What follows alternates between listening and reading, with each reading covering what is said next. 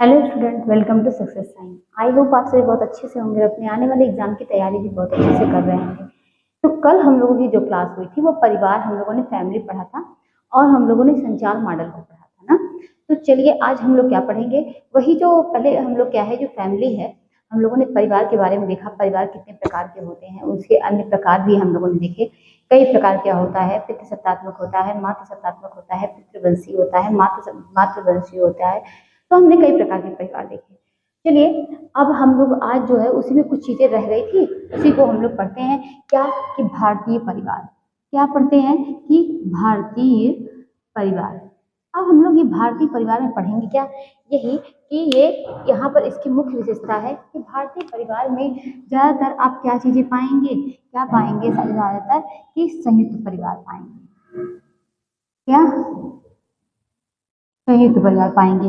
और क्या चीजें इसमें पाएंगे कि ये पितृवंशी होता है। कैसा होता है, यहाँ आप देख सकते हैं कि भारतीय परिवार में आप ज्यादातर यही पितृवंशी ही पाएंगे। ठीक है, पितृवंशी परिवार यहाँ पर पाएंगे, यानी जो है पिता वहां पर पुरुष वंश, जो कह सकते हैं कि वहां पर पुरुष जो होता है वो प्रधान होता है। ठीक है, अब हम लोग क्या क्या देखेंगे, कुछ एकांकी परिवार के लाभ देखेंगे। एकाकी परिवार के लाभ, एकाकी परिवार के लाभ क्या होते हैं कि देखिए उसमें क्या होता है कि जब ज्यादा लोग रहेंगे नहीं तो किसी प्रकार का रोक टोक नहीं होता ना। तो आप कह सकते हैं क्या कि आत्मनिर्भरता, आत्मनिर्भरता, क्या कह सकते हैं कि आत्मनिर्भरता, यानी अपना काम वो लोग क्या कर सकते हैं, खुद कर सकते हैं, किसी प्रकार का रोक टोक नहीं होता। और जब जहाँ चार लोग रहते नहीं है तो वहां पर वहां के बच्चों में भी क्या होता है कि वो अपना काम खुद करना सीखते हैं ना। तो ये ज्यादातर बच्चों में ये देखा जाता है, आत्मनिर्भरता होती है। और क्या होता है, वो सर्वांगीण विकास कर पाते हैं, सर्वांगीण विकास कर पाते हैं, विकास कर पाते हैं। और क्या मिलती है कि पूर्ण स्वतंत्रता मिलती है, यानी वो स्वतंत्र होते हैं, स्वतंत्र होते हैं। तो ये सब क्या है, ये उसके लाभ है एकाकी परिवार के। अगर यहीं पर बात कर ली जाए इनके हानि की, तो ये हानि यहाँ पर क्या है, तो देखिए जहाँ पर लाभ है उतने लाभ भी नहीं है, कि अगर वहां पर देखा जाए तो बहुत बहुत बहुत सी हानियां आपको देखने को मिलेंगी। चलिए इसको देखते हैं कि एकाकी परिवार की हानि क्या होती है। तो एकाकी परिवार की हानि में इसमें क्या आती है, देखिए जैसे कि बड़े लोग होते हैं तो वो क्या करते हैं, मतलब बच्चों की देख रेख करते हैं। अगर कोई महिला कमाती होती है, यानी व्यवसाय कर रही है, किसी प्रकार का किसी के रोजगार में है, तो वो क्या करती है कि मतलब वहां पर उन बच्चों की क्या होती है, परवरिश आसानी से हो जाती है। परिवार में इतने सदस्य रहते हैं, बच्चे कब पल बढ़ जाते हैं पता भी नहीं चलता। लेकिन ये तभी होता है जब परिवार के लोग क्या हो, सहयोगी हो ना। और वही क्या है, परिवार के लोग अगर सहयोगी नहीं होते हैं तो आप समझ सकते हैं कि मतलब तब यही लगता है कि इससे अच्छा कहीं है कि इंसान अकेले का ही दुख झेल ले। तो यही होता है, और परिवार के टूटने का सबसे बड़ा कारण हो चुका है, यही कारण है कि जब परिवार में बहुत सी दिक्कतें आती हैं, जहाँ चार बर्तन रहते हैं वो खटकते बहुत है। और अगर वो बहुत ज्यादा किसी में सामंजस्य नहीं बैठ रहा है, दिक्कतें आ रही हैं, तो ही सब लोग क्या करते हैं आजकल, इसी वजह से सब लोग एकाकी परिवार का मतलब मतलब अब वो एकाकी परिवार पसंद कर रहे हैं कि हम दो हमारे दो, बस इतने ही लोग रहेंगे और उसमें कोई नहीं रहेगा। यहाँ पर क्या होता है कि अगर बात की जाए एकाकी परिवार से के हानि की, तो देखिए हानि भी यहाँ पर बहुत है। ये तो हमने लाभ देखा था। उसके बाद हमने संयुक्त परिवार को, संयुक्त परिवार के लाभ में हमने क्या समझा कि अगर यहीं पर एकाकी परिवार को छोड़ दिया जाए, संयुक्त परिवार को, तो देखिए वहां पर क्या रहता है, वहां बहुत से लोग रहते हैं ना।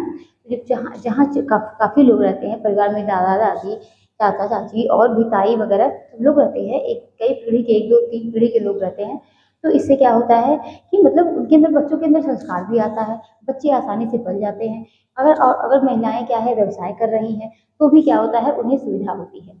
तो इतनी, अब लेकिन हम लोग पढ़ क्या रहे हैं, एकाकी परिवार की हानि। एकाकी परिवार की हानि में देखिए सबसे बड़ी यही है क्या कि मार्गदर्शन में कमी आ जाती है, मार्गदर्शन में कमी आती है, क्योंकि काफी लोग तो है नहीं ना।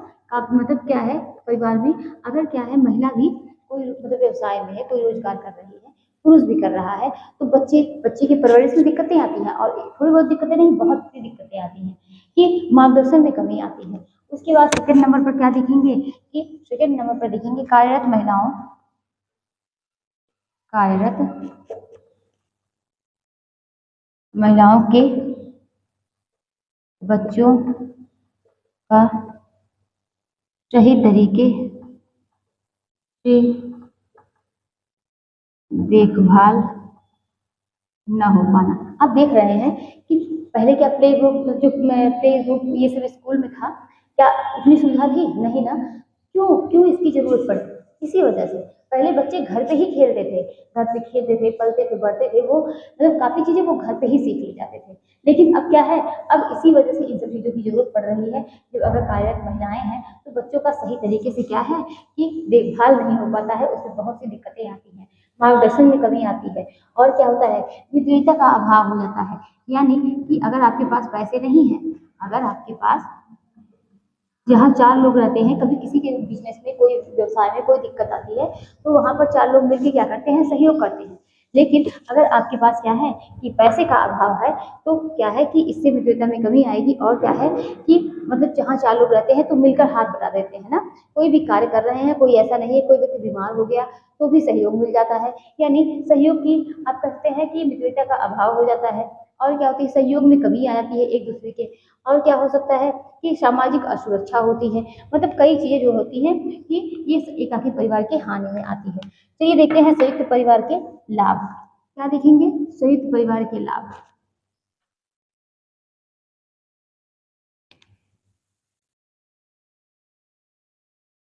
संयुक्त परिवार के लाभ में क्या देखेंगे? यहाँ पर देखेंगे कि पालन पोषण जो होता है वह, अगर बात की जाए संयुक्त परिवार के लाभ की, तो पालन पोषण हमने सेम वही चीज समझी कि जो हमने पढ़े कि मतलब क्या होता है कि सहयोग, मतलब सहयोग हो पाता है, सहयोग हो पाएगा। पालन पोषण में मतलब क्या है, लाभ मिलेगा। और क्या होगा कि मार्गदर्शन में कमी नहीं आएगी ना। जो एकाकी परिवार की हानि थी वही क्या है यहाँ पर लाभ में जोड़ दीजिए। और क्या होगा कि अगर क्या है कार्यरत महिलाएं हैं, उनके बच्चे आसानी से पल बढ़ जाएंगे। तो ये सब क्या है, संयुक्त परिवार के लाभ हैं। और क्या हो सकता है कि अगर अगर इसी की जगह पे हानि की बात कर लें तो हमेशा कला का माहौल रहता है, क्योंकि हमने समझा कि जहाँ चार बर्तन रहते हैं वो खटकते हैं। और उसके बाद वृद्धजनों की दिक्कतें आती हैं, क्योंकि अगर मतलब बहुत कम लोग हैं, दो ही लोग हैं, तो ये सब दिक्कतें आती हैं। और अगर संयुक्त परिवार है तो वृद्ध वृद्ध में जो वृद्ध लोग होते हैं वो भी अपने आप को सेफ फील करते हैं ना, कि काफी लोग हैं, कोई ना कोई क्या है कर ले जाएगा। तो संयुक्त परिवार के लाभ और हानि ये आप लोगों ने समझा। और क्या होता है, अगर संयुक्त परिवार की हानि की बात करें तो देखिए डर, एक बार मतलब जो बड़े बुजुर्ग होते हैं उनका डर का वातावरण बना रहता है। और क्या होता है कि सब में असंतोष की भावना देखी जाती है। कोई ना कोई सब में क्या होता है, कुछ ना कुछ जो है वो असंतोष रहता ही है। तो काफी जो है संयुक्त परिवार के लाभ भी हो सकते हैं और संयुक्त परिवार के हानि भी हो सकते हैं। ठीक, तो इतनी चीजें देखी। चलिए ये तो कल की बातें थी। अब आज हम लोग क्या देखेंगे? आज हम लोग देखेंगे क्या कि क्या देखेंगे कि मैरिज, विवाह। विवाह क्या है? तो कल की क्लास से हम लोगों ने तो इतना तो समझा ही कि परिवार की शुरुआत किससे होती है। परिवार की शुरुआत एक विवाह नामक संस्था से शुरू होती है। किससे? तो परिवार की शुरुआत किससे? जब जब एक एक पुरुष पुरुष मतलब आप कह सकते हैं स्त्री पुरुष का विवाह होता है, तभी एक परिवार की शुरुआत होती है। ठीक है, उसके पहले क्या है, वो उनका अलग परिवार होता है, जिसमें क्या होता है, वो एक बच्चे मतलब आप कह सकते हैं एक लड़की एक लड़का, वो मतलब वो अपने अलग, वो मतलब उनकी फैमिली नहीं हुई रहती है। फिर जब विवाह हो जाता है तो फिर क्या करते हैं, वो अपनी फैमिली में अपनी फैमिली को बनाने में लग जाते हैं। तो यही क्या हमने समझा कि विवाह क्या है, एक नाम, एक क्या है, एक संस्कार है। विवाह क्या है, एक संस्कार है। और आप जानते ही हैं कि विवाह का होना भी बहुत जरूरी है। विवाह क्या है, एक संस्कार है। हमने क्या देखा, हम लोगों को क्या पढ़ना है, मैरिज।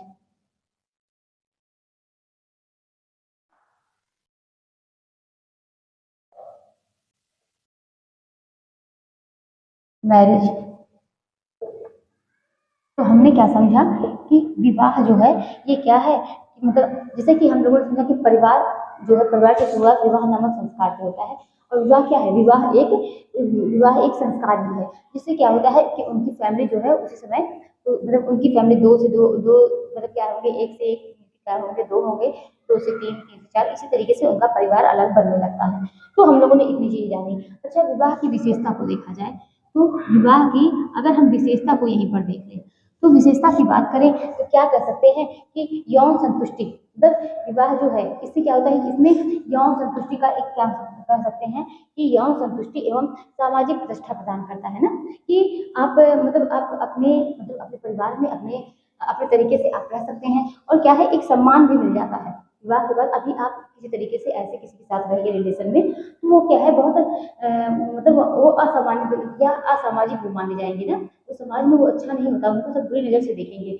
लेकिन अगर विवाह करके आप ले आए हैं तो इससे क्या होता है, उनको सामाजिक प्रतिष्ठा मिल जाती है, यानी कह सकते हैं यौन संतुष्टि, यौन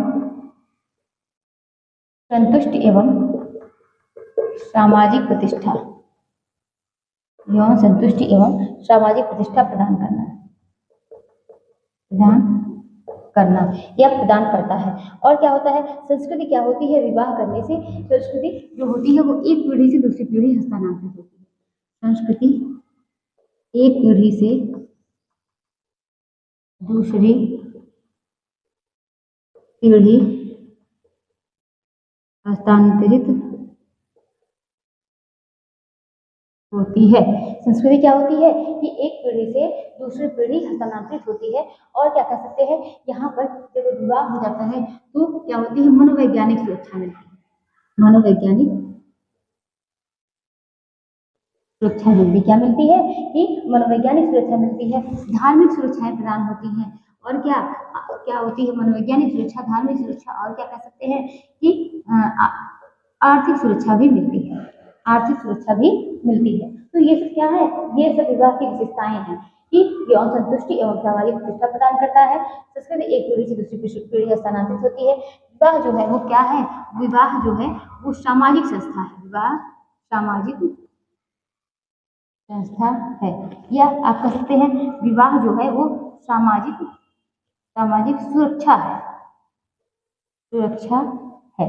तो इससे क्या होती है, मनोवैज्ञानिक सुरक्षा, धार्मिक सुरक्षा, आर्थिक सुरक्षा, और विवाह जो है वो सामाजिक सुरक्षा है। इस तरीके से हम लोग इसकी क्या है काफी विशेषताएं देख सकते हैं। चलिए अब हम लोग इतनी चीजें देखें, अब हम लोग क्या देखते हैं कि परंपरागत रूप से विवाह के प्रकार, जो कि किसने दिया है, मनोस्मृति ने दिया है। किसने दिया है, परंपरागत रूप से विवाह के प्रकार, जो कि 8 प्रकार के हैं। और क्या है, 4 जो है उच्च कोटि के हैं और 4 जो होता है वो निम्न कोटि के हैं। और उसको इसको दिया किसने है, मनुस्मृति ने दिया है। विवाह के और भी अन्य प्रकार हैं, लेकिन पहले हम लोग क्या देखेंगे कि परंपरागत रूप से विवाह के प्रकार, ठीक, कितने प्रकार के हैं, 8 प्रकार के। किसने दिया, मनुस्मृति ने दिया, मनुस्मृति ने दिया। चलिए एक एक करके देखते हैं। 4 एक तरफ लिख लीजिए उच्च कोटि के हैं, 4 उच्च कोटि के, और 4 किस तरह के हैं, निम्न कोटि के, ठीक है। 4 उच्च कोटि के हैं और 4 निम्न कोटि के हैं। इसमें क्या आता है, इसमें अगर देखा जाए तो ब्रह्म विवाह आता है। क्या आता है, ब्रह्म विवाह। उसके बाद दूसरे नंबर पर क्या आता है कि दैव विवाह, दैव विवाह। आर्ष मतलब होता है ऋषि, यानी आर्ष विवाह, ठीक है, तीसरे नंबर पर। चौथे नंबर की बात करेंगे तो प्रजापत्य विवाह, प्रजापत्य विवाह। ये क्या है, ये 4 प्रकार के उच्च कोटि के विवाह हैं। प्रकार की बात करेंगे, 4 इधर हो गए, 4 इधर, ये तो उचित थे, ब्रह्म, दैव, आर्ष, प्रजापति। अब बात करेंगे निम्न कोटि के विवाह की, तो ये चारों जो है वो निम्न कोटि के विवाह हैं। असुर विवाह, इसमें सब इसी तरीके के नाम मिलेंगे, असुर मिलेंगे, राक्षस मिलेंगे ना, गांधर्व मिलेंगे, गांधर्व विवाह, और क्या कि पैशाच विवाह, पैशाच विवाह। तो हम लोगों ने क्या समझा कि मनुस्मृति ने परंपरागत रूप से विवाह के 4 प्रकार दिए हैं, 8 प्रकार दिए हैं। 4 क्या है, उच्च कोटि के हैं, और 4 क्या होते हैं, वो निम्न कोटि के हैं। और 4 जो उच्च कोटि के हैं वो क्या होते हैं, इसमें हम लोगों ने समझा कि ब्रह्म विवाह, दैव विवाह, आर्ष विवाह, प्रजापत्य विवाह। और निम्न कोटि में जो 4 आते हैं उसे बोलते हैं असुर विवाह, राक्षस विवाह, गांधर्व विवाह, पैशाच विवाह। चलिए एक एक करके समझते हैं। अगर बात की जाए ब्रह्म विवाह की, तो ब्रह्म विवाह में क्या होता है, इसको देखेंगे। इसमें क्या होता है कि जिस तरीके से आप देखते हैं ना कि अरेंज मैरिज होती है, तो उसी तरीके से सेम ये क्या होता है, ब्रह्म विवाह, यानी माता पिता वर ढूंढकर क्या करते हैं, विवाह करते हैं। माता पिता वर ढूंढकर विवाह करते हैं। माता पिता क्या करते हैं, वर ढूंढकर विवाह करेंगे।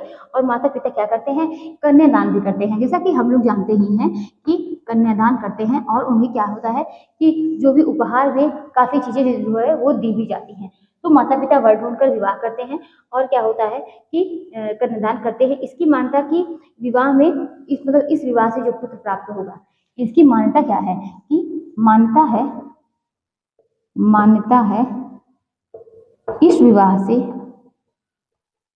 विवाह से जो पुत्र प्राप्त होगा, इस विवाह से जो पुत्र प्राप्त होगा वो कैसा होगा, उसकी जो इसकी मान्यता है कि जो पुत्र प्राप्त होगा वो 21 पीढ़ियों को पवित्र करने वाला होगा। कितनी? तो 21 पीढ़ियों को पवित्र करने वाला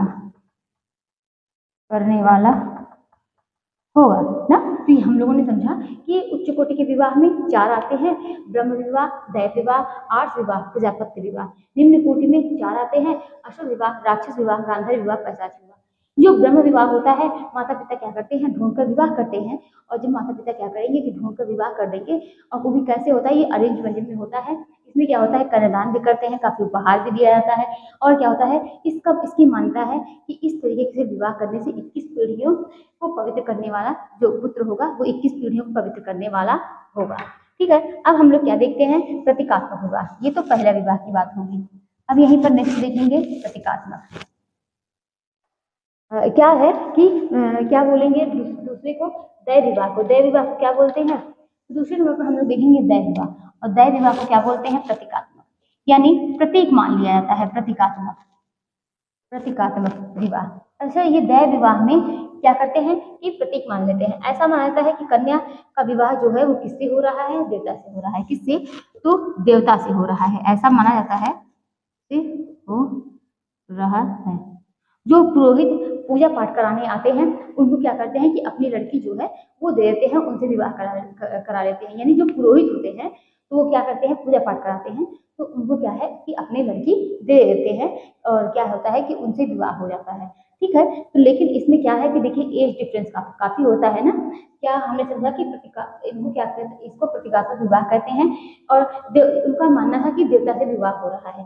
जो पुरोहित पूजा पाठ कराते हैं, माता पिता क्या करते हैं, अपने लड़के को पुरोहित को देते हैं। माता पिता पुरोहित को क्या करते हैं, देवता मान लेते हैं। क्या मानते हैं, तो देवता मान लेते हैं।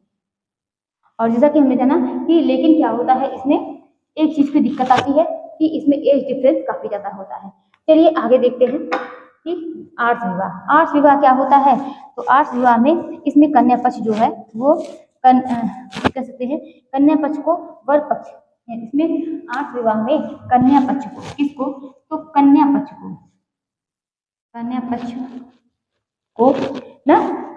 को वर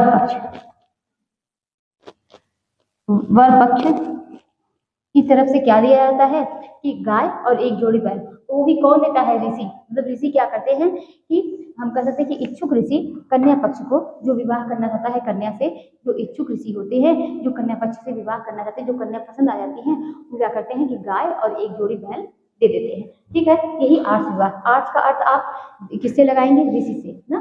देव को उन्होंने मान लिया है। और इसमें क्या करते हैं, पुरोहित से शादी कराई जाती है। ब्रह्म को तो आप लोग जानते ही हैं। चलिए बात करते हैं प्रजापत्य विवाह की।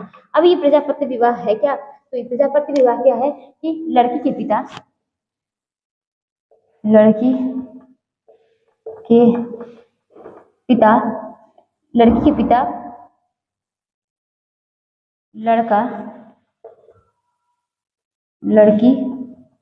की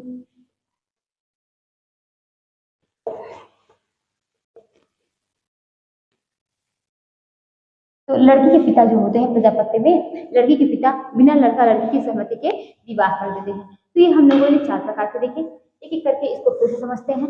हमने क्या समझा, हमने यही समझा कि ब्रह्म विवाह क्या है। इसमें जो है कन्या के पिता क्या होते हैं, एक अच्छा सुयोग्य वर्ग आप कह सकते हैं ढूंढकर, जो कि उनकी समझ से वो सुयोग्य होता है अपनी लड़की के लिए बेहतर जो हो, उसको ढूंढकर क्या करते हैं कि लड़की से विवाह कर देते हैं।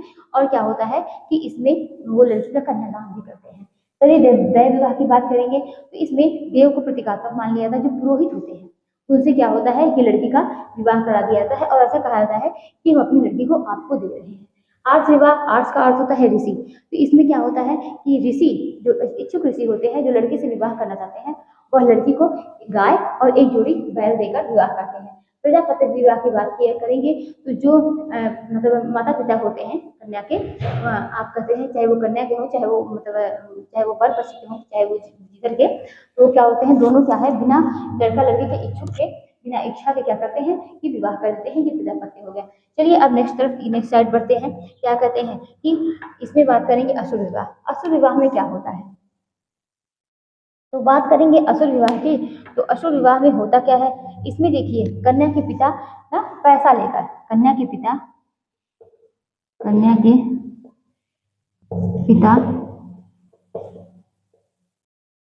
इसमें क्या होता है कि कन्या के पिता पैसा लेकर कन्या के पिता पैसा लेकर अपनी बेटी को बेच देते हैं।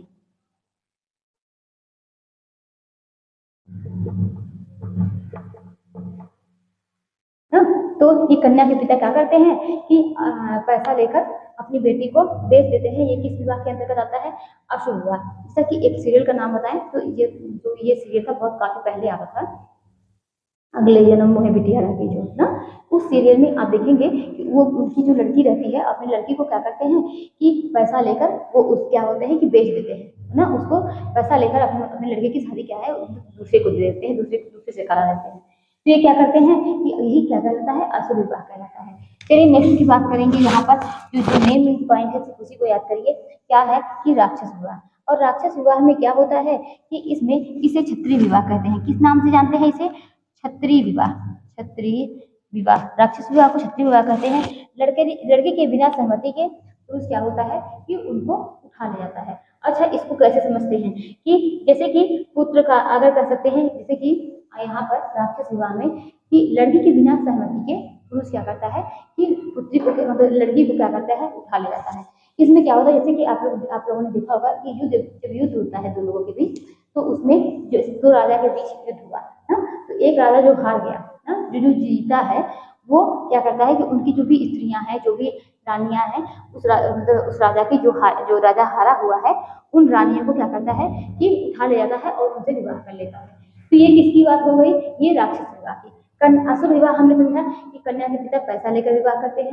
राक्षस विवाह को अगर आप क्षत्रिय से देखिए, पहले हम लोग जानते हैं कि क्षत्रिय का काम क्या होता था कि बलपूर्वक कार्य करना। तो सेम वही तरीका यहाँ पर भी है कि वो क्या करते थे कि उनका काम था कि अगर वो युद्ध कर रहे हैं तो युद्ध करने में जो राजा हारा हुआ है उनकी क्या है, उनकी जितनी रानियां हैं उनको क्या है उठा कर क्या ले जाना और विवाह कर लेना।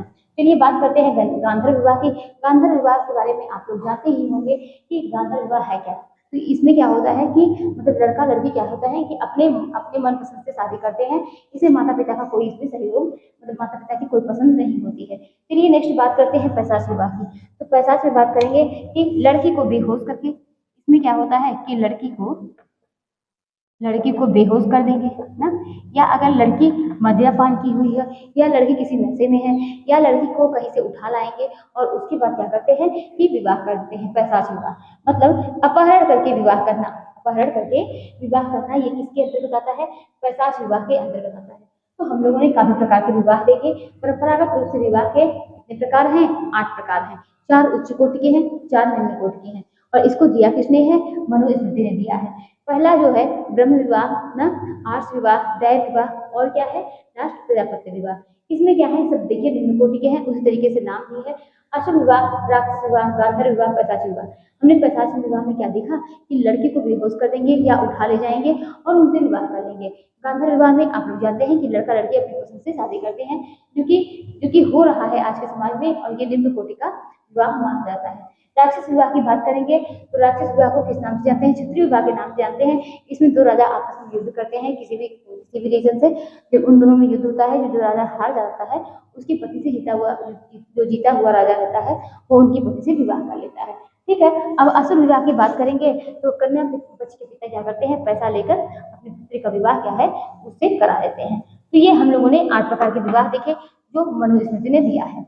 अब चलिए नेक्स्ट कुछ अन्य प्रकार के विवाह देख लेते हैं।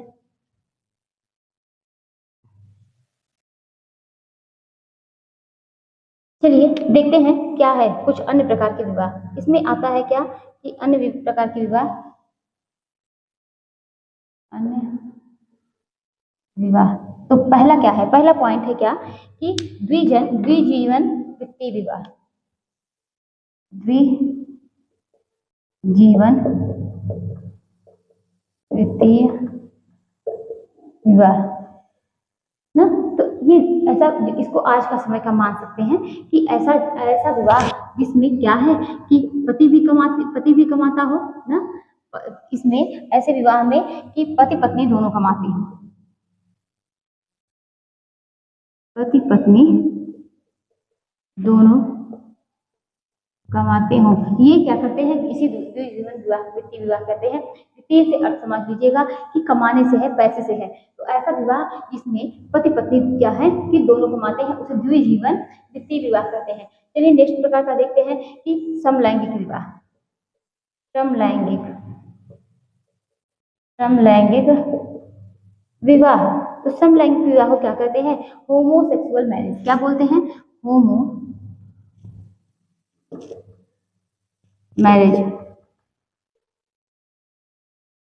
Homosexual marriage. अब इसको क्या कहते हैं, समलैंगिक विवाह में मतलब लड़का लड़की से शादी करेगा और लड़की लड़की से ना। तो समलैंगिक मतलब क्या है, लिंग समान है। आप कह सकते हैं कि लड़का से शादी और लड़की से शादी। तो ये हम लोगों ने समझा कि समलैंगिक विवाह में लड़का से शादी करेगा और लड़की जो है वो लड़की से शादी करेगी। चलिए नेक्स्ट देखते हैं, और इसे किस नाम से जानते हैं, होमोसेक्सुअल मैरिज। द्विजीवन वित्तीय में क्या है, पति पत्नी दोनों कमाते हैं, ठीक है। और क्या है, इसको हम लोगों ने समझा, दो विवाह समझे। अब तीसरा प्रकार उसको देखते हैं, वो क्या है, वो है क्या कि तीसरे नंबर की बात करेंगे तो विषम लैंगिक विवाह, जो कि आप लोग जानते ही हैं कि इसमें क्या करेगा, इसमें तो विषम लैंगिक विवाह में इसमें जो होता है कि एक स्त्री पुरुष से विवाह करेगा और पुरुष जो है वो स्त्री से। तो ये लोग आप लोग जानते ही हैं, इसमें स्त्री पुरुष से विवाह, मतलब विषम लैंगिक की बात हो रही है। समलैंगिक में लड़का से कर रहा है, लड़की लड़की से कर रही है। विषम में तो आप लोग जानते ही होंगे, ठीक है। अब हम देखेंगे मार्गेनेटिक विवाह। ये मार्गेनेटिक विवाह क्या होता है, इसको समझते हैं। मार्गेनेटिक विवाह, इसमें क्या होता है कि जब पुरुष क्या होता है, जब पुरुष उच्च कुल का, जब पुरुष जो है वो उच्च कुल का हो और स्त्री जो है, स्त्री की बात करेंगे तो वो कैसी हो, वो निम्न कोटि की हो या निम्न कुल की हो,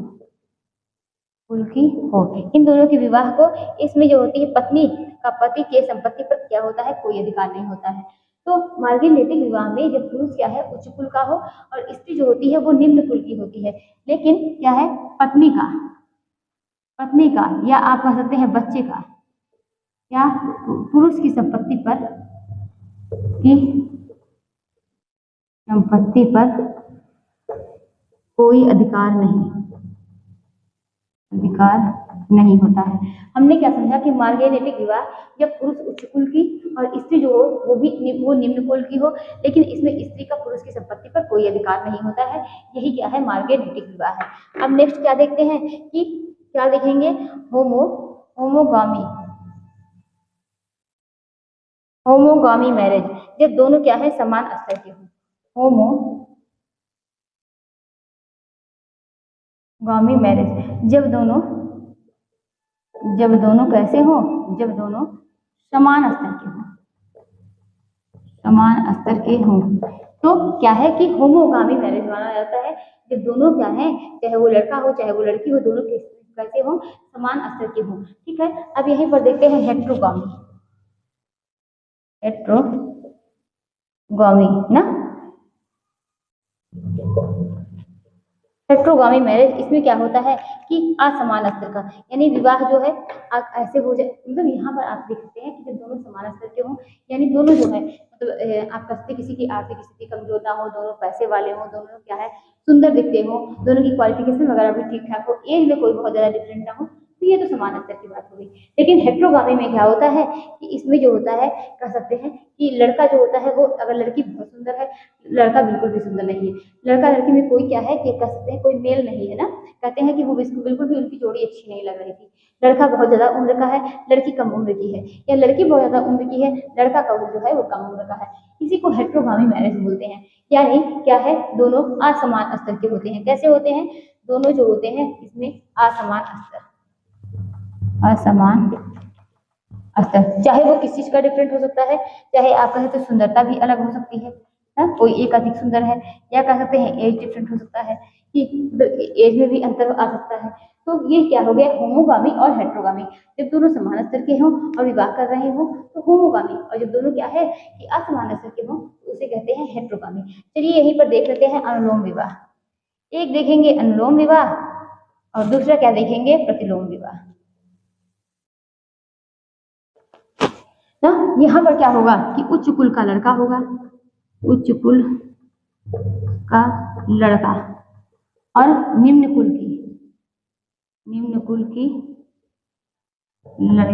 तो अगर उच्च कुल का लड़का है और निम्न कुल की लड़की है तो ऐसे विवाह को क्या बोलेंगे, तो ऐसे विवाह को बोलते हैं क्या कि अनुलोम विवाह ना। ऐसे कुल को अनुलोम विवाह बोलते हैं। जब उच्च कुल का लड़का है और निम्न कुल की लड़की है तो ऐसे विवाह को क्या कहेंगे, अनुलोम विवाह कहेंगे। इसी का अपोजिट प्रतिलोम विवाह होता है, इसे हाइपोगामी बोलते हैं। क्या बोलते हैं, हाइपोगामी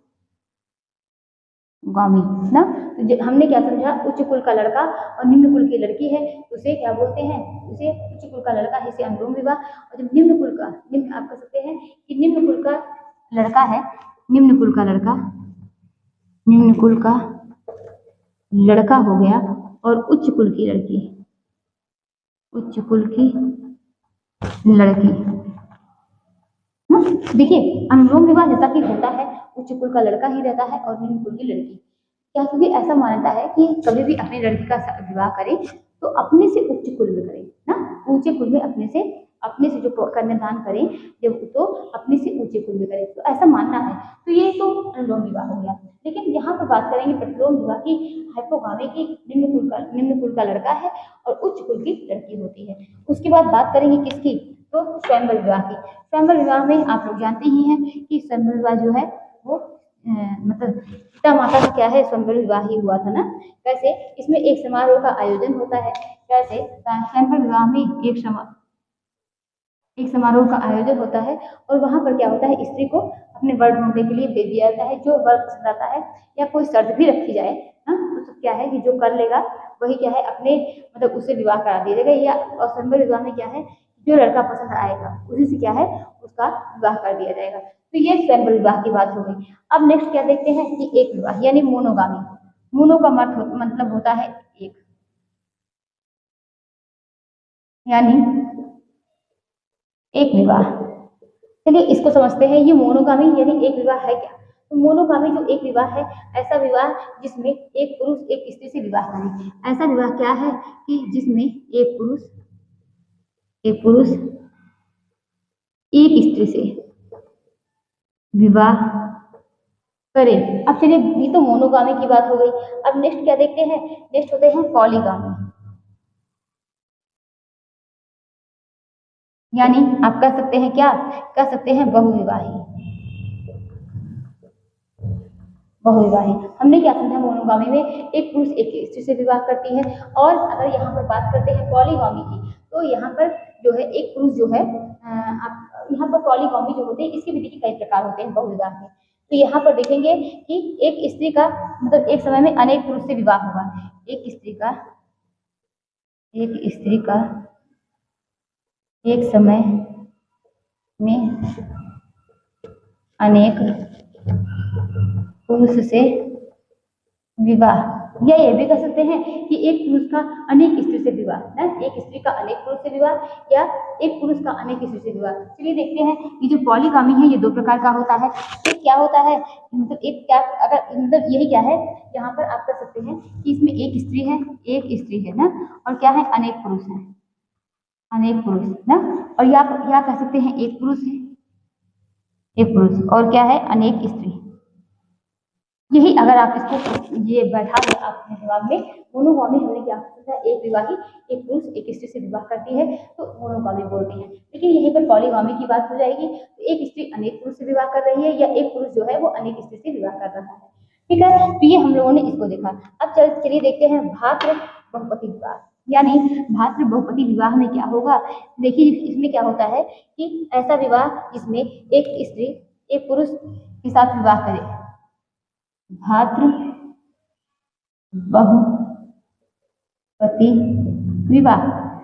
इसमें क्या है, ऐसा विवाह जिसमें एक स्त्री एक पुरुष से विवाह करे ना, एक स्त्री एक पुरुष से विवाह करे और पुरुष के जितने भाई हैं सबसे क्या है वो उसको सबसे विवाह करना पड़े या सब उसके पति हों। तो यही क्या है भातृ बहुपति, कि ऐसा विवाह जिसमें एक स्त्री एक पुरुष से विवाह करे तो उनके जितने भी भाई हो वह सबसे विवाह करे। ये भातृ बहुपति की बात हो गई। नेक्स्ट नंबर पर अगर हम देखेंगे तो अभातृ बहुपति, मतलब एक स्त्री क्या है, अभातृ बहुपति विवाह। इसमें एक स्त्री एक पुरुष से विवाह कर रही है, लेकिन जो भाई है कोई जरूरी नहीं हो कि वो सब क्या है आपस में उसके भाई ही हो ना, मतलब क्या है कई पुरुष से विवाह कर रही है और कोई जरूरी नहीं कि सारे पुरुष क्या है आपस में भाई हैं। तो ये हम लोगों ने अभातृ बहुपति देखा। अब चलिए हम लोग देखते हैं इंडोगामी और एक्सोगामी। इंडो होता है कि अपने मतलब अंदर की बात होती है, मतलब अंदर, इंडो मतलब अंदर और एक्सो मतलब होता है बाहर। इंडोगामी की बात होती है कि जो अपने जाति धर्म में विवाह की जाए तो उसे बोलते हैं इंडोगामी। एक्सोगामी की बात होगी जब अपने जाति धर्म के बाहर विवाह किया जाए उसे एक्सोगामी बोलते हैं। चलिए देखते हैं कि हमने क्या समझा इंडोगामी,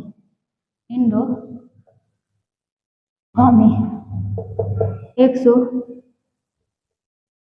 हमने क्या समझा कि जब कोई जाति अपने मतलब जब कोई जाति अपने धर्म जाति में, यानी जब कोई अपने जाति धर्म में विवाह करे तो उसे इंडोगामी बोलते हैं। लेकिन यहाँ पर जब कोई अपने जाति के, जब कोई व्यक्ति जो है अपने जाति वर्ग के बाहर, व्यक्ति अपने जाति वर्ग के बाहर विवाह करे तो उसे क्या बोलते हैं एक्सोगामी। चलिए क्लियर हुआ ना कि इंडोगामी क्या है कि जब कोई व्यक्ति अपने जाति धर्म में विवाह कर रहा है उसे इंडोगामी बोलते हैं, लेकिन जब कोई व्यक्ति अपने जाति धर्म के बाहर विवाह कर रहा है उसे एक्सोगामी बोलते हैं। इसी में क्या होता है, अगर यही पर बात की जाए क्या कि क्रॉस इंडोगामी, यानी क्रॉस इंडोगामी ना, यानी कि वह व्यक्ति जो है अपने वर्ग में विवाह करे, क्रॉस मतलब अपने वर्ग में विवाह करे।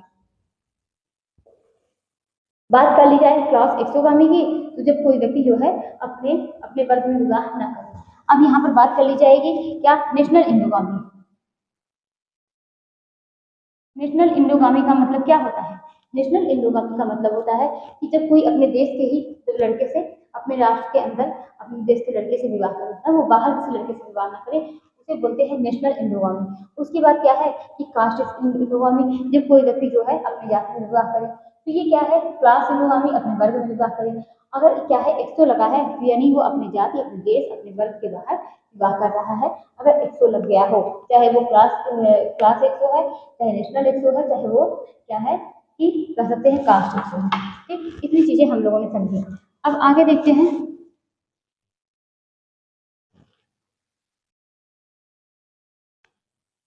तो ये क्या है, एक चीजें और आती है कि क्या गोत्र एक्सोगामी, गोत्र क्या है कि गोत्र एक्सोगामी, यानी कोई व्यक्ति जो है वो अपने गोत्र के क्या है कि बाहर विवाह करे। और अब आप लोग जानते ही होंगे गोत्र के बाहर कि अगर गोत्र में विवाह होता है तो वो दोनों क्या होते हैं कि आपस में भाई बहन बन जाते हैं। इसीलिए क्या है ऐसे मानता है कि जब भी विवाह करे लड़की का तो अपने गोत्र से बाहर विवाह करे। ठीक है, इतनी चीजें क्लियर हुई। अब ये तो विवाह का जो है चैप्टर वो कंप्लीट हुआ।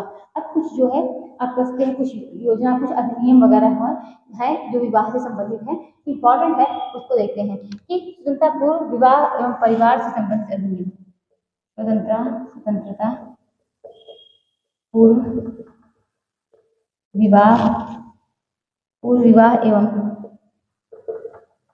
परिवार से संबंधित अधिनियम, हिंसा पूर्व विवाह एवं परिवार से संबंधित अधिनियम। चलिए पहला देखते हैं क्या, सती प्रथा निरोधक अधिनियम। सती प्रथा तो मेन है, बस वही पढ़ेंगे। सती प्रथा निरोधक अधिनियम। चलिए एक करके इसको समझेंगे। जो सती प्रथा निरोधक अधिनियम है उसको समझेंगे। उसमें क्या है कि कब आया, तो 1829 में। कब आया, 1829 में। किसके प्रयास से आया, तो राजा राम मोहन राय। किसके प्रयास से, राजा राम मोहन राय। राजा राम मोहन राय ना ने क्या है कि प्रयास से आया। लॉर्ड विलियम बेंटिक के कार्यकाल में। किसके कार्यकाल में, तो लॉर्ड विलियम बेंटिक के कार्यकाल में सती प्रथा का क्या है, अंत किया गया था।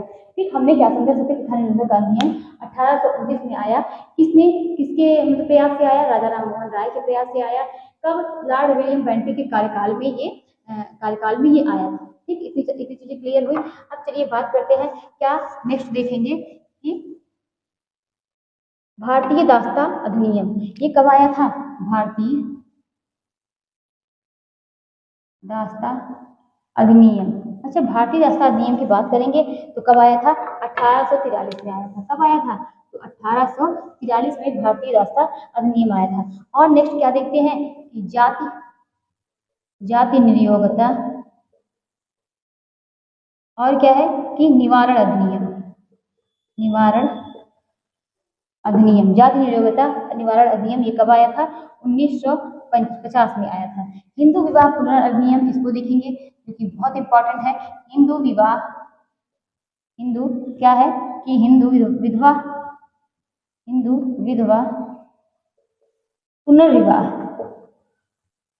पुनर्विवाह अधिनियम। हिंदू विधवा पुनर्विवाह अधिनियम जो है ये 1856 में। कब, 1856 में। राजा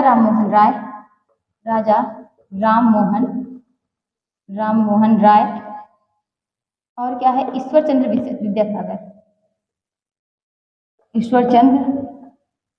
विद्यासागर ना के प्रयासों से आया।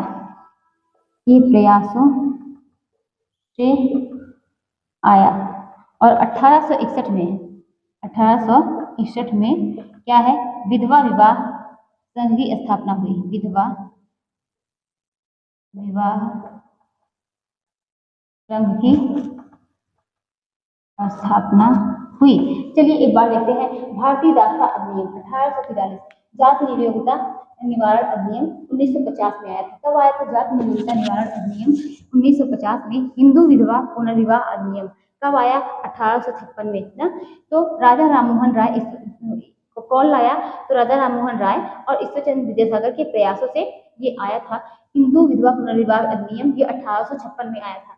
और भारतीय दास्ता 1843 में। जाति नियोक्ता निवारण अधिनियम ये 1950 में। ठीक, अब आगे क्या देखते हैं कि बाल विवाह में जो है वो कई डेट है ना, जो कि सबसे ज्यादा क्या पूछा गया था, शारदा एक्ट ना, शारदा एक्ट पूछा गया था। चलिए बाल विवाह पर बात करेंगे। बाल विवाह, तो बाल विवाह की बात की जाएगी यहाँ पर। तो बाल विवाह पर रोक का प्रथम कानून, बाल विवाह पर रोक का प्रथम कानून, बाल विवाह पर रोक का प्रथम कानून कब आया, कब बना, तो 1860 में बना। 1860 में बना था। बाल विवाह पर रोक का प्रथम कानून कब बना था, 1860 में बना था। और यहाँ पर क्या कह सकते हैं, जिसमें लड़कियों की उम्र अगर बात की जाए तो जिसमें लड़कियों की उम्र कितनी थी, लड़कियों की उम्र जो है वो 10 वर्ष थी, 10 वर्ष ना। और अगर बात की जाए कि 1891 में इसे बढ़ाकर कितनी कर दी गई, 12 वर्ष कर दी गई। ठीक, 12 वर्ष कर दी गई। इस संबंध में किसने, हरविलास शारदा। इस संबंध में किसने प्रयास किया था, इस संबंध में हरविलास शारदा की सिफारिश के फलस्वरूप की सिफारिश के फलस्वरूप इस संबंध में हरविलास शारदा के सिफारिश के फलस्वरूप कब 1929 में 1929 में हाँ क्या कि मतलब एक 1929 में ये पास हुआ 29 में पास हुआ। और क्या कह सकते हैं कि ये 1929 में पास हुआ। इसे बाल विवाह, इसे क्या बोला गया कि बाल विवाह अवरोध अधिनियम, बाल विवाह अवरोध अधिनियम इसे कहा गया। और क्या है इस अधिनियम या कह सकते हैं संक्षेप, मतलब इसी में एक संक्षेप में एक क्या है एक्ट, मतलब क्या है कह सकते हैं कि ये 1929 में पास हुआ और इसे बाल विवाह अवरोध अधिनियम, कब बाल विवाह अवरोध अधिनियम या संक्षेप में कहें, संक्षेप में तो शारदा एक्ट कहते हैं, शारदा एक्ट कहते हैं। यह कब लागू हुआ था तो 1 अप्रैल 1930 से, मतलब क्या है कि 30 के लिए मतलब उम्र जो है वो निर्धारित की गई। हमने क्या समझा, हमने इतनी चीजें समझी। बाल विवाह का रोक जो है, रोक का प्रथम कानून 1860 में बना था। जिस समय क्या है जब बना था तो उस समय लड़की की उम्र कितनी 10 वर्ष, मात्र 10 वर्ष थी। उससे क्या है 1891 में बढ़ाकर 12 वर्ष कर दिया गया। इस संबंध में हरविलास शारदा की सिफारिश के फलस्वरूप 1929 में पास हुआ ना। और उसके बाद क्या है इसे बाल विवाह अवरोध अधिनियम या संक्षेप में शारदा एक्ट भी कहते हैं। 1 अप्रैल 1930 से क्या है इसके लिए, और ये कब पास हुआ, एक मतलब कब लागू हुआ 1 अप्रैल 1930 से इसे लागू कर दिया गया। और क्या कह सकते हैं कि पहली बार विवाह की उम्र निर्धारित की गई थी उस समय, तब पहली बार विवाह की उम्र निर्धारित की गई और इसमें लड़की की उम्र जो है 14 और लड़की की उम्र 18 वर्ष कर दी गई ना। 1830 में लड़की की उम्र 14 और लड़के की कितनी कर दी गई थी, 18 कर दी गई थी। लेकिन सबसे ज्यादा इंपॉर्टेंट क्या है कि हमने क्या कहा कि लड़की की 14 और लड़की की 14 और लड़के की 18 कर दी गई। फिर क्या है 1955 के हिंदू विवाह अधिनियम, 1955 के हिंदू विवाह अधिनियम के अनुसार क्या है लड़की की आयु कितनी तो 15 वर्ष और लड़के की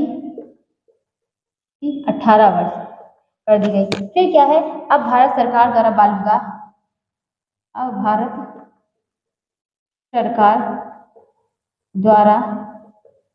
बाल विवाह, अवरोध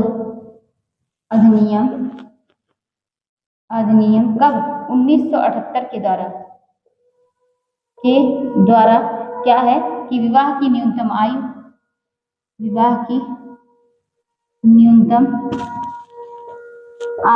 कब तो विवाह की न्यूनतम आयु 18 वर्ष लड़की की और किसकी 21 वर्ष लड़के की कर दी गई। ठीक, तो कब 1978 के द्वारा जो विवाह की न्यूनतम आयु क्या है 18 वर्ष और लड़के की, और क्या कह सकते हैं लड़की की जो है वो 21 वर्ष कर दी गई, जो कि प्रेजेंट टाइम तक यही जो है चल रहा है ना।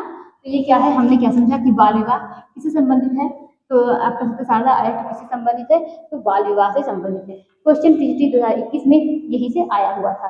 ठीक, उसके बाद हमने इतनी सारी बातें की। अब हम लोग करते हैं कन्या बाल हत्या अवरोध अधिनियम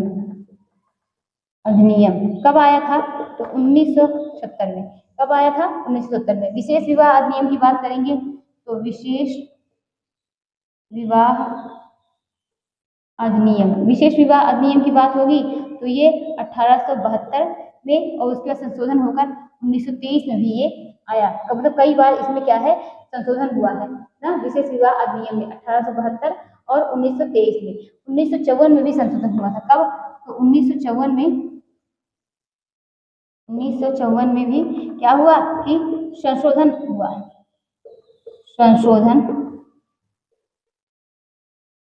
1872 में विशेष विवाह विशेष विवाह 1872 में विशेष विवाह अधिनियम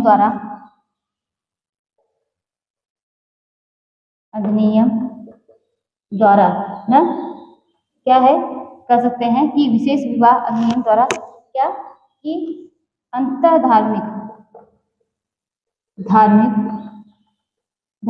विवाह अर्थात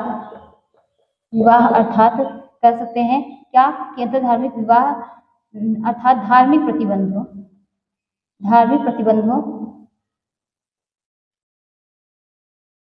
अंतर धार्मिक विवाह का धार्मिक प्रतिबंधों को समाप्त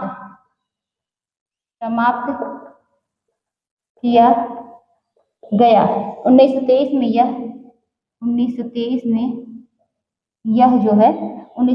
यह संशोधित हुआ। देखिए क्या है कन्या बाल हत्या अवरोध अधिनियम 1970 में आया।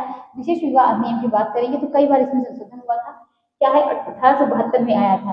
तो 1872 में हमने क्या किया कि विशेष विवाह अधिनियम ये आया था जो कि अंतर धार्मिक विवाह अर्थात धार्मिक प्रतिबंधों को समाप्त किया गया ना कि उसके बाद क्या है कि मतलब कोई अपने धर्म से नहीं अपने धर्म से बाहर भी विवाह कर सकता है। फिर 1923 में यह क्या है संशोधित हुआ। 1923 में यह संशोधित हुआ जिसमें अंतर जातीय विवाह को भी उनकी अड़चनें भी पूरी हुई। क्या अड़चन क्या है जो संशोधित हुआ और कब 1923 में संशोधित हुआ और क्या आया कि जिसमें अंतरजातीय विवाह की अड़चनें भी क्या कर सकते हैं कि दूर हुई। तो ये हम लोगों ने क्या देखा विशेष विवाह अधिनियम। चलिए आगे देखते हैं।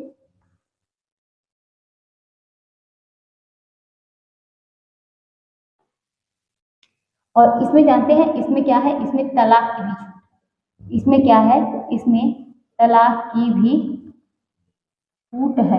इसमें तलाक की भी छूट है और क्या है कि फिर 1954 में फिर कब फिर 1954 में फिर 1954 में विशेष विवाह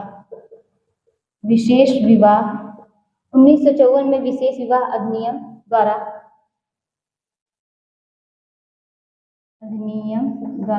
1954 में विशेष विवाह अधिनियम द्वारा 1872 कानून 1872 में कानून जो बना था उसे क्या कर दिया गया रद्द कर दिया गया।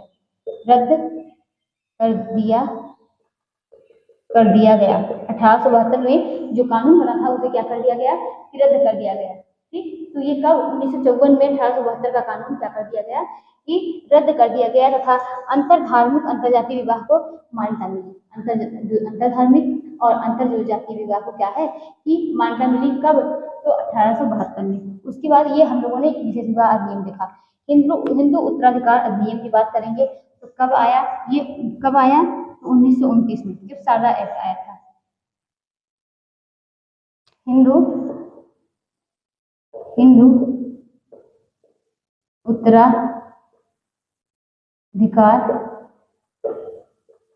अधिनियम कब आया 1929 में। हिंदू उत्तराधिकार अधिनियम कब आया था तो 1929 में आया था। ठीक ये क्लियर हुआ। सारदा एक्ट भी 1929 में आया था। हिंदू उत्तराधिकार अधिनियम भी 1929 में आया था। हिंदू ज्ञानोपार्जन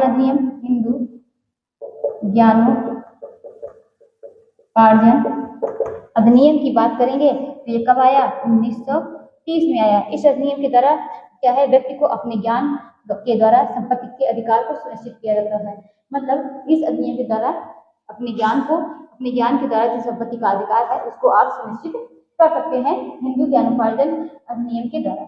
उसके बाद हिंदू स्त्रियों के संपत्ति विषयक अधिनियम हिंदू स्त्रियों के संपत्ति विषयक अधिनियम कब आया 1937 में। ठीक इस अधिनियम के द्वारा परिवार में स्त्री को भी पुरुष के समान संपत्ति का अधिकार है। तो हिंदू स्त्रियों के संपत्ति विषयक अधिनियम इसके द्वारा क्या है परिवार में जो मतलब स्त्रियों को भी पुरुष संपत्ति पर अधिकार है पुरुष की संपत्ति पर अधिकार है। कब आया था तो 1937 में आया था। फिर हिंदू विवाह अयोग्यता, हिंदू विवाह आरोग्यता, क्या हिंदू विवाह अयोग्यता, अयोग्यता और क्या कि अयोग्यता निवारण अधिनियम, अधिनियम ये कब आया था? 1946 में। हिंदू विवाह अधिनियम, हिंदू विवाह अधिनियम कब आया? 1955 में, 55 में। और क्या है, ये सभी जगह पर लागू किया गया, लेकिन सिर्फ जम्मू कश्मीर को छोड़कर भारत के सभी स्थानों पर लागू किया गया। क्या? हिंदू विवाह अधिनियम। हिंदू उत्तराधिकार अधिनियम 1929 में, शारदा एक्ट 1929 में, शारदा एक्ट किससे संबंधित है? बाल विवाह से। हिंदू ज्ञानोपार्जन अधिनियम 1930 में। उसके बाद देखिए हिंदू स्त्रियों की संपत्ति विषयक अधिकार, कि मतलब पुरुष की संपत्ति पर स्त्रियों का भी अधिकार है, कब आया? 1937 में। फिर हिंदू विवाह अयोग्यता निवारण अधिनियम 1946 में आया। फिर हमने क्या देखा? हिंदू विवाह अधिनियम 1955 में आया। ठीक है, उसके बाद क्या है, ये हम लोगों ने इतनी चीजें देखी। अब यहीं पर हम लोग क्या देखते हैं कि हिंदू उत्तराधिकार अधिनियम, हिंदू उत्तराधिकार अधिनियम कब आया था? 1956 में। कब आया था? तो 1956 में आया था। और 1994 में, 1994 में PCPNDT यानी क्या है कि pre conception and pre natal diagnostic क्या है कि टेक्निक एक्ट कब आया था? तो ये PCPNDT 1994 हमने देखा। कब आया था? 1994 में ये आया था। किस लिए था ये? तो ये क्या है कि पूर्व गर्भाधान पूर्व क्या है? प्रसव पूर्व निदान तकनीक अधिनियम। इसे क्या बोलते हैं? इसे पूर्व गर्भाधान, पूर्व गर्भाधान, गर्भाधान और प्रसव पूर्व निदान तकनीकी अधिनियम। यानी ये किस लिए था? कि भारत में कन्या भ्रूण हत्या को रोकने के लिए, कि उसकी कोई जांच न कराए, और उसके लिए उसी की हत्या को रोकने के लिए जो जांच कराते थे, उसी वजह से कि ये नियम आया था। कब? 1994 में बना था। PCPNDT कन्या भ्रूण हत्या के लिए है। ठीक है, बस इतना ही याद रखेंगे क्योंकि क्वेश्चन इसी तरीके से बनता है। चलिए, ये हम लोगों ने काफी चीजें देखी। तो ये विवाह का चैप्टर जो है ये, और उससे जो कानून थे, जो भी अधिनियम वगैरह थे, वो हम लोगों ने देखा। अब हम लोगों का एक चैप्टर और बचा है, वो भी क्या है? संस्कार। जैसा कि हम लोग जानते हैं कि संस्कार कई होते हैं। इसमें क्या होता है कि अब कितने संस्कार जो होते हैं वो क्या है, बिल्कुल भी मतलब आप कहते हैं कि नजर में भी नहीं आते और किसी को जानकारी भी नहीं है। तो हम लोग क्या है, क्योंकि 16 संस्कार होते हैं और वही संस्कारों के बारे में हम लोग को पढ़ना है। तो ये आज की क्लास यहीं थी, कल मिलते हैं कल किसी नए टॉपिक के साथ। तब के लिए बाय बाय।